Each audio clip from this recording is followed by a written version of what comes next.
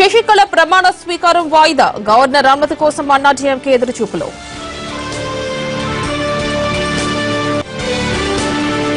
CM KCR కు భద్రత పెంపు కాన్వాయ్లో మరో 3 బుల్లెట్ ప్రూఫ్ వాహనాలు. బాబు కేబినెట్ విస్తరణపై టీడీపీలో ఊహాగానాలు రెడ్లు బీసీలకు ప్రాధాన్యం ఇస్తారంటూ చర్చ. ఉత్తరాదికి నిద్ర లేకుండా చేసిన భూ ప్రకంపనలు పరిస్థితిని సమీక్షించిన ప్రధాని మోడీ. సుబ్రతో రాయ్ కు సుప్రీం షాక్ 39,000 కోట్ల ఆస్తుల అటాచ్మెంట్.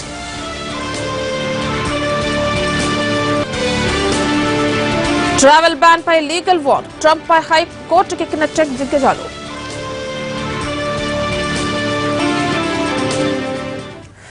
క్షణానికి మలుపు తిరుగుతున్న తమిళ రాజకీయాల్లో అనూహ్య పరిణామాలు చోటు చేసుకుంటున్నాయి. సీఎంగా శశికళ ప్రమాణ స్వీకారంపై అనిశ్చితి నెలకొంది. ఇవాళ శశికళ సీఎంగా బాధ్యతలు చేపట్టడం దాదాపు లేనట్లే కనిపిస్తోంది. ఈ అంశంపై ఎలాంటి అధికారిక ప్రకటన వెలువడలేదు. అక్రమస్తుల కేసు ప్రమాణ స్వీకారం ఆపాలంటూ దాఖలైన పిటిషన్లపై సుప్రీంకోర్టు ఇచ్చే తీర్పు ఆధారంగా నిర్ణయం తీసుకోవాలని తమిళనాడు ఇన్ఛార్జ్ గవర్నర్ విద్యాసాగర్ రావు భావిస్తున్నట్లు తెలుస్తోంది. గవర్నర్ నుంచి ఎలాంటి సమాచారం రాకపోవడంతో అన్నాడీఎంకే వర్గాలు నిరసపడిపోయాయి.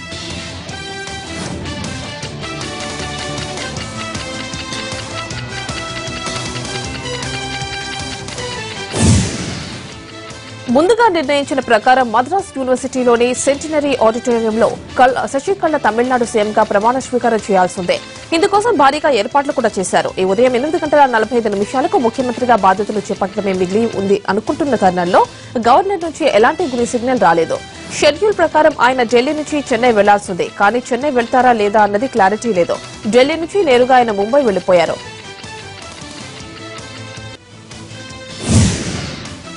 శశికళపై ఇప్పటికే సుప్రీంకోర్టులో అక్రమాస్తుల కేసు విచారణలో ఉంది. ఈ వారంలో తీర్పు రావచ్చు. అటు శశికళకు ముఖ్యమంత్రి బాధ్యతలు అప్పగించడాన్ని వ్యతిరేకిస్తూ సుప్రీంకోర్టులో పిల్ దాఖలైంది. ఈ పిటిషన్ ఇవాళ విచారణకు వచ్చే అవకాశం ఉంది. ఎపెక్స్ కోర్టు పరిధిలో ఉన్న ఈ కేసుల సంగతి తేలేకే ప్రమాణ స్వీకార కార్యక్రమానికి అనుమతి ఇవ్వాలని గవర్నర్ భావిస్తున్నట్లు తెలుస్తోంది. అక్రమాస్తుల కేసులో శశికళ దోషిగా తేలితే పదవి నుంచి తప్పుకోవాల్సి వస్తుంది. అప్పుడు మళ్లీ ఇంకొకరికి బాధ్యతలు అప్పగించాల్సి ఉంటుంది.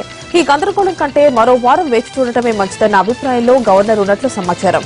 ఈ విషయంలో ఎలా వ్యవహరించాలన్న దానిపై ఆయన అటార్నీ జనరల్ నుంచి న్యాయ సలహాలు తీసుకున్నారు. అటు కేంద్రంతోనూ సంప్రదింపులు జరిపినట్లు తెలుస్తోంది.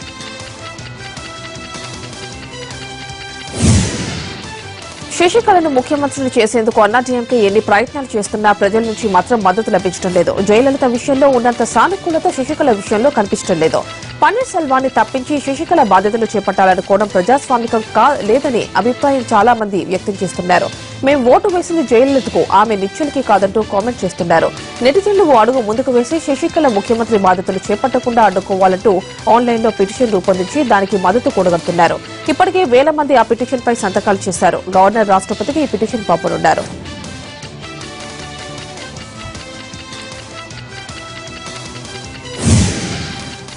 ఢిల్లీలో కేంద్ర మంత్రి ప్రకాష్ జవదేకర్ కుమారుడి వివాహ రిసెప్షన్ కు హాజరయ్యారు తెలుగు ముఖ్యమంత్రులు. చంద్రబాబు, కేసీఆర్ ఇద్దరు రిసెప్షన్ కు హాజరై వధూవరులను ఆశీర్వదించారు. ఆ తర్వాత చంద్రబాబు విజయవాడ వెళ్లిపోయారు. అయితే ఢిల్లీలోనే ఉన్న కేసీఆర్ రాష్ట్రపతి, కేంద్ర మంత్రులు రాజ్నాథ్, అరుణ్ జైట్లీల అపాయింట్మెంట్ కోరారు. అపాయింట్మెంట్లు దొరికితే ఇవాళ వారితో సమావేశం అయ్యే అవకాశం ఉంది. ఈ భేటీలో ఎస్పీ వర్గీకరణతో పాటు రాష్ట్ర అంశాలను ప్రస్తావించే అవకాశం ఉంది.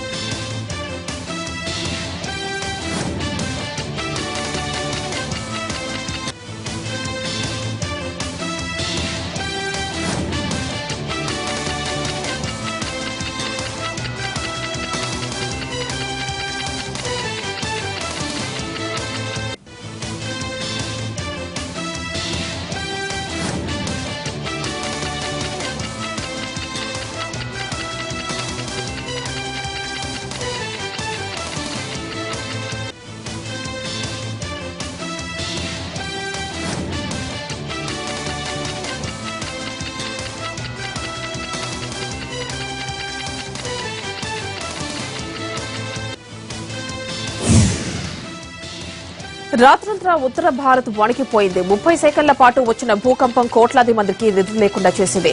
కునుకు తీసే సమయంలో ప్రాణభీతితో ఉరుకులు పరుగులు పెట్టించింది. 10:30 గంటల ప్రాంతంలో ఉత్తరాఖండ్లోని రుద్రప్రయాగ కేంద్రంగా నార్త్ ఇండియాలో ప్రకంపనలొచ్చాయి. రెక్టర్ స్కేల్ పై భూప్రకంప తీవ్రత 5.8గా నమోదైంది. అయితే ఎలాంటి ప్రాణ నష్టం సంభవించలేదు.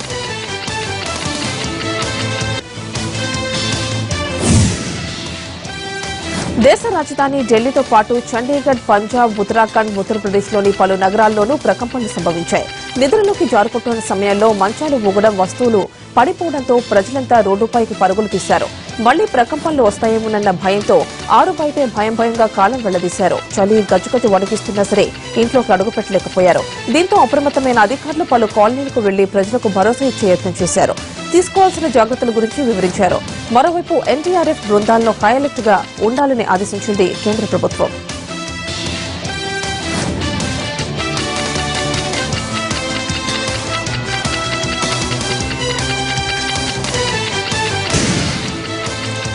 Hindupuram MLA Nandamuri Balakrishna PA Sekhar panchayat CM Chandrababu వద్దకు చేరింది. బాలయ్య పీఏను తప్పించాలంటూ హిందూపురంలోని మెజారిటీ కేడర్ డిమాండ్ చేయడమే కాకుండా పలువురు నేతలు రాజీనామా బాట పట్టారు. దీంతో వ్యవహారం తన మెడకు చుట్టుకోకముందే జాగ్రత్త పడాలని బాలయ్య నిర్ణయించుకున్నారు. చంద్రబాబుతో ఓసారి చర్చించి నిర్ణయం తీసుకోవాలని డిసైడ్ అయ్యారు. ఈ రోజు ఉదయం 11 గంటలకు చంద్రబాబును కలవనున్నారు బాలకృష్ణ. శేఖర్ పై వేటుపడే సూచనలు ఎక్కువగా కనిపిస్తున్నాయి.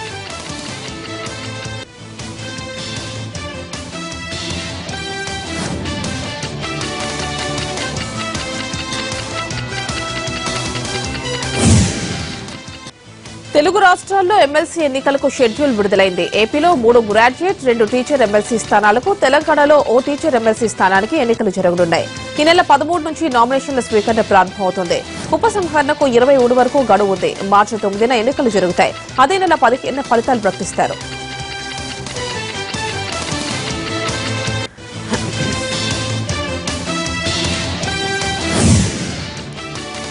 ఏపీ కేబినెట్ విస్తరణపై మళ్లీ జోరుగా చర్చ జరుగుతోంది. ప్రభుత్వ వర్గాల్లో ఎటువంటి కదలిక కనిపించకుండా 4-5 రోజుల్లోనే విస్తరణ ఉంటుందని పార్టీ వర్గాల్లో పెద్ద ఎత్తున డిస్కషన్ నడుస్తోంది. సీఎం చంద్రబాబు ఇప్పటికే కసరత్తు పూర్తి చేసేశారని, రెడ్లకు, బీసీలకు ప్రాధాన్యమిచ్చే దిశగా మార్పులు చేర్పులు ఉంటాయని అంటున్నారు. బొజ్జల, పల్లె పనితీరు మీద కాస్త అసంతృప్తితో ఉన్న బాబు వీరి స్థానంలో సోమిరెడ్డి చంద్రమోహన్ రెడ్డి, భూమా నాగిరెడ్డికి ఛాన్స్ ఇవ్వొచ్చనే ప్రచారం జరుగుతోంది. అలాగే చిత్తూరు జిల్లాకు చెందిన అమర్నాథ్ రెడ్డి పేరు కూడా బలంగానే వినిపిస్తోంది.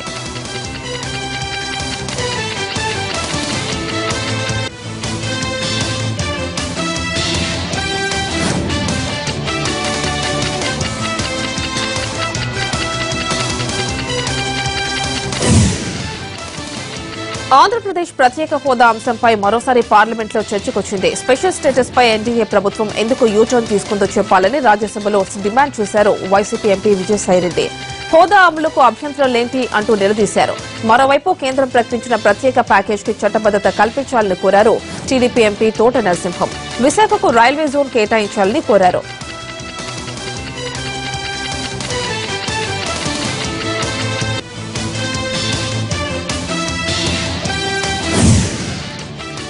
బడ్జెట్ రూపకల్పన కోసం శాఖలకు అవసరమైన సూచనలు, ప్రతిపాదనలను సిద్దం చేయాలని హెచ్ఓడీలను ఆదేశించారు ఏపీ సీఎం చంద్రబాబు. సెక్రటరీలు, హెచ్ఓడీలతో సమీక్ష నిర్వహించిన ముఖ్యమంత్రి అభివృద్దికి సంబంధించిన ప్రణాళికలను వారి ముందు ఉంచారు.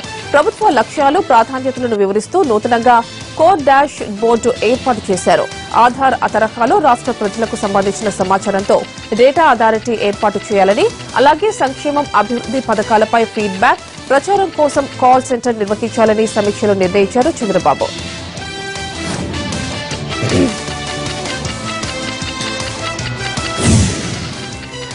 రైతులపై చంద్రబాబు ప్రభుత్వానికి ఎలాంటి ప్రేమ లేదని విమర్శించారు వైసీపీ అధినేత జగన్. హంద్రీనీవా నీటి కోసం అనంతపురం జిల్లా ఉరవకొండలో వైసీపీ నిర్వహించిన మహాధర్నాలో జగన్ పాల్గొన్నారు. వైఎస్ హయాంలో హంద్రీనీవా ప్రాజెక్టు పనులు 90% పూర్తయ్యాయని, ప్రస్తుతం అధికారంలో ఉన్న చంద్రబాబు మిగిలిన 10% పనులు పూర్తి చేయకపోతూ విమర్శించారాయన. ఇక అనంతరం అమ్మవారి పల్లెలో రైతులతో ముఖాముఖి నిర్వహించిన జగన్ ప్రైవేటు వ్యక్తుల కోసం రైతుల భూములు లాక్కోవడం దారుణమన్నారు. ఫ్యాక్టరీల పేరుతో రైతుల నుంచి ప్రభుత్వం బలవంతంగా భూములు సేకరిస్తే బెంగాల్లోని సింగూరు తరహాలో పోరాటం చేస్తామన్నారు జగన్.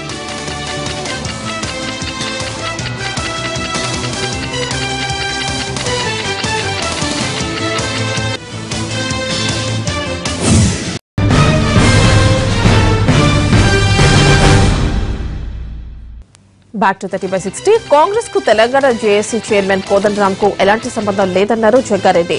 గతంలో తెలంగాణ కోసం జేఏసీకి మద్దతు ఇచ్చినట్టే ఇప్పుడు ప్రజా సమస్యలపై పోరాడుతున్నందుకే జేఏసీకి సపోర్ట్ ఇస్తున్నామన్నారు.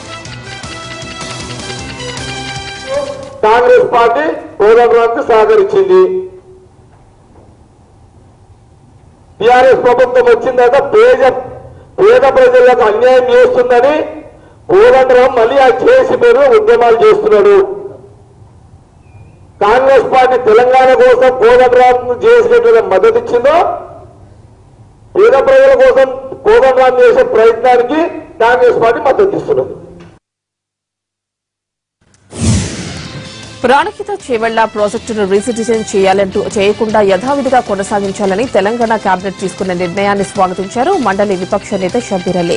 ఈ సందర్భంగా సీఎం కేసీఆర్ నీటిపారుదల మంత్రి హరీష్ రావులకు కామారెడ్డి ప్రజల తరపున కృతజ్ఞతలు తెలిపారు. రీడిజైన్ కు అంగీకరించకపోవడంతో కామారెడ్డిలో 1,45,000 ఎకరాలకు సాగునీరు అందుతుందన్నారు. కాంగ్రెస్ పార్టీ ఆధ్వర్యంలో ప్రాణహిత చేవెళ్ల రీడిజైన్ వద్దంటూ పాదయాత్ర చేయడం వల్లే ప్రభుత్వం స్పందించిందన్నారు షబ్బీర్ అలీ.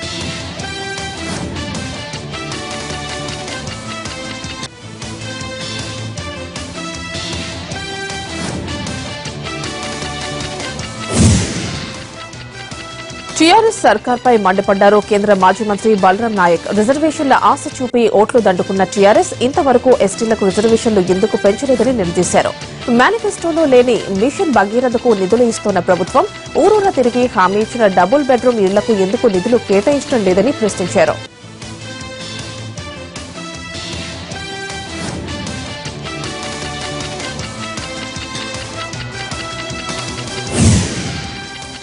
టీఆర్ఎస్ సర్కార్ అంతా మార్కెటింగ్ మీద నడుస్తోందంటూ విమర్శించారు కాంగ్రెస్ సీనియర్ నేత గంట్ర వెంకట్రామరెడ్డి.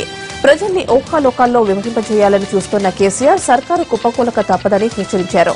ప్రభుత్వం ఏర్పడి 3 ఏళ్లవుతున్నా ఇంకా పాత విషయాలే చెప్తున్నారంటూ ధ్వజమెత్తారు. ఇప్పుడు 2 ఏళ్ల క్రిందట ప్రకటించిన మన ఊరు మన ప్రణాళికను ఇప్పటి వరకు పక్కన పడేసి ఇప్పుడు మళ్లీ అదే పాట పాడుతున్నారని ఆరోపించారు.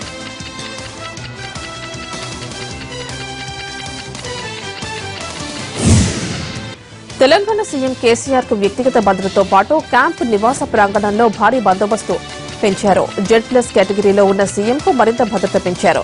ఏఓబీలో మావోయిస్టుల దాడి, వరంగల్ ఖమ్మంలలో మావోయిస్టుల సంచారాన్ని దృష్టిలో ఉంచుకుని భద్రతను అసాధారణ రీతిలో పెంచినట్లు తెలుస్తోంది. దీంతో సీఎం కాన్వాయ్లో కొత్తగా మరో 3 బుల్లెట్ ప్రూఫ్ వాహనాలు చేరాయి. సీఎం క్యాంప్ ఆఫీస్ ప్రగతి భవన్ వద్ద మొత్తం 10 గార్డు డ్యూటీ పోస్టులు ఏర్పాటు చేశారు. అందరికీ వైద్యం అందుబాటులో ఉండేలా చూడాలన్నారు తెలుగు రాష్ట్రాల ఉమ్మడి గవర్నర్ నరసింహన్. హైదరాబాద్ లో జరుగుతోన్న బయో ఏషియా సదస్సులో పాల్గొన్న గవర్నర్ చికిత్స కంటే ముందుగా వ్యాధులను గుర్తించే విధానం అమల్లోకి రావాలని ఆకాంక్షించారు. ఇందుకోసం కార్పొరేట్ హాస్పిటల్స్ తో కలిసి ప్రభుత్వం పైలట్ ప్రాజెక్టులు చేపట్టాలని కోరారు. ఈజ్ ఆఫ్ డూయింగ్ బిజినెస్ లో నంబర్ 1 గా ఉన్న తెలంగాణలో పెట్టుబడులు పెట్టాలని పారిశ్రామికవేత్తలకు పిలుపునిచ్చారు. లైఫ్ సైన్స్ రంగంలో హైదరాబాద్ లీడర్ గా ఎదుగుతోందని ఆశాభావం వ్యక్తం చేశారు తెలంగాణ ఐటీ గ్రామీణాభివృద్ది శాఖ మంత్రి కేటీఆర్. హైదరాబాద్ లో జరుగుతున్న బయో ఏషియా సదస్సులో ఆయన పాల్గొన్నారు. బయో లైఫ్ సైన్సెస్ రంగంలో తెలంగాణ ప్రభుత్వం తీసుకున్న నిర్ణయాలను వివరించారు. ఈ సదస్సులో పాల్గొన్న 6 కంపెనీలతో సుమారు 630 కోట్ల రూపాయల విలువైన ఒప్పందాలు చేసుకుంది తెలంగాణ ప్రభుత్వం.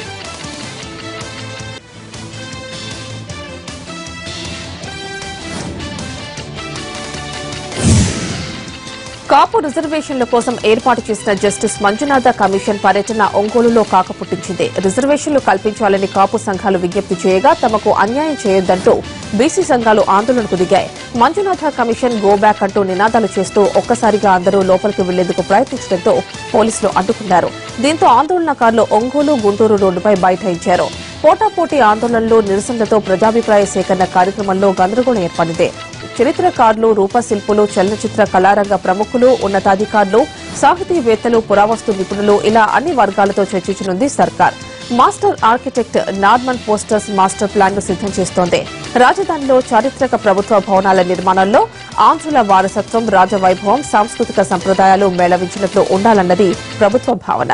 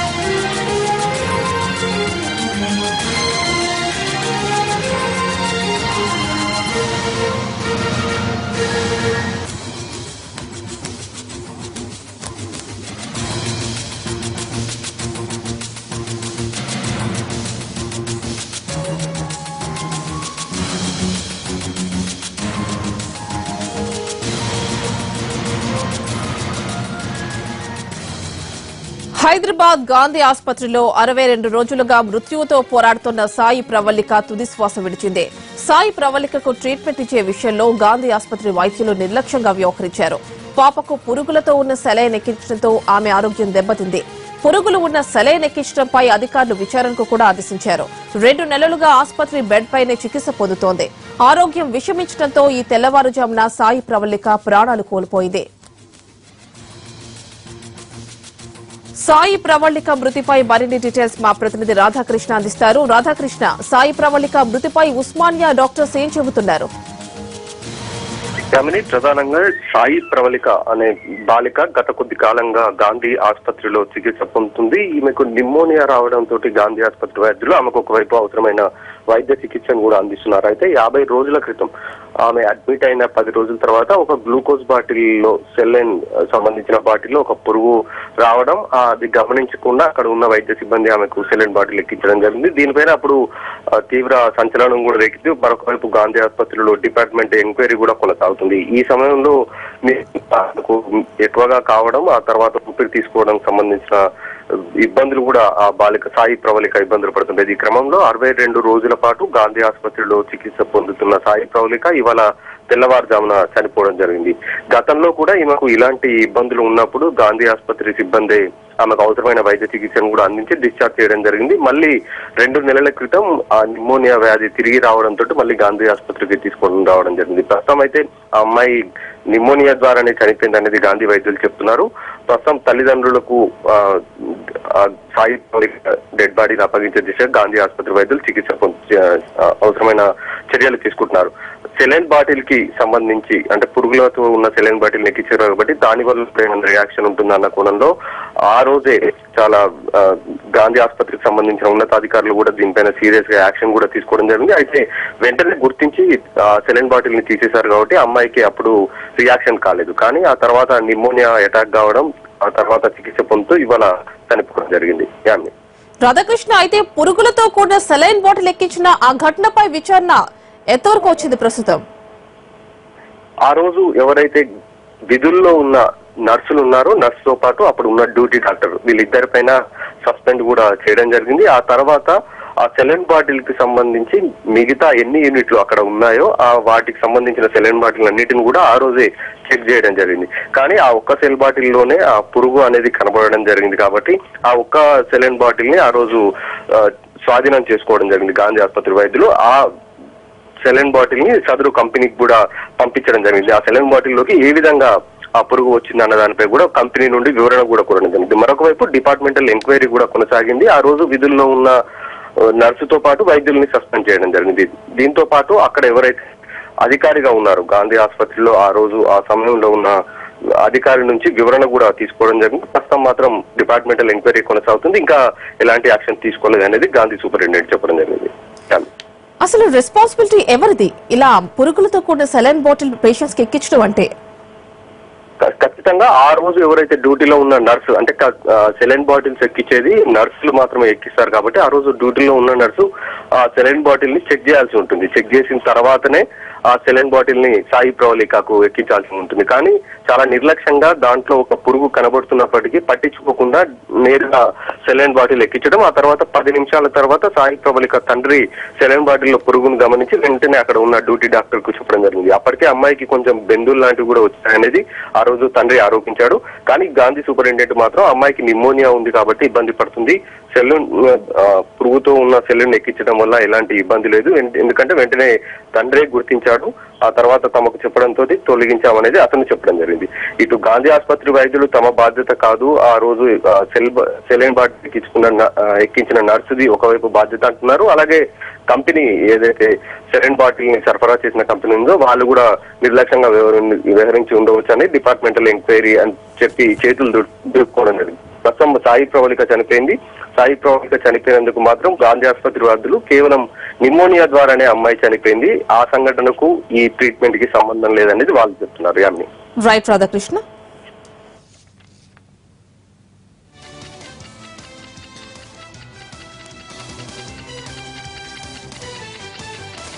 యూపీ ఎన్నికల్లో సమాజ్వాదీ కాంగ్రెస్ పార్టీ కూటమి 300కు పైగా సీట్లు సాధించడం ఖాయమని ధీమా వ్యక్తం చేశారు సీఎం అఖిలేష్ యాదవ్. ఇతర పార్టీలు ఎన్ని అబద్దపు హామీలు ఇచ్చినా ప్రజలు మాత్రం ఎస్పీ కాంగ్రెస్ కూటమికే పట్టం కడతారన్నారు. నేతాజీ అలక వీడారు. కొడుకు చేస్తున్న పనులకు మనసులో బాధ ఉన్నా తాను నెలకొల్పిన సమాజ్వాదీ పార్టీని గెలిపించేందుకు సై అన్నారు. ఇవాల్టి నుంచి కాంగ్రెస్ సమాజ్వాదీ పార్టీ కూటమి తరపున ఎన్నికల ప్రచారం ప్రారంభించబోతున్నారు ములాయం సింగ్ యాదవ్. మరోవైపు తన సోదరుడు శివపాల్ యాదవ్ కొత్త పార్టీ పెట్టారని క్లారిటీ ఇచ్చారు ములాయం.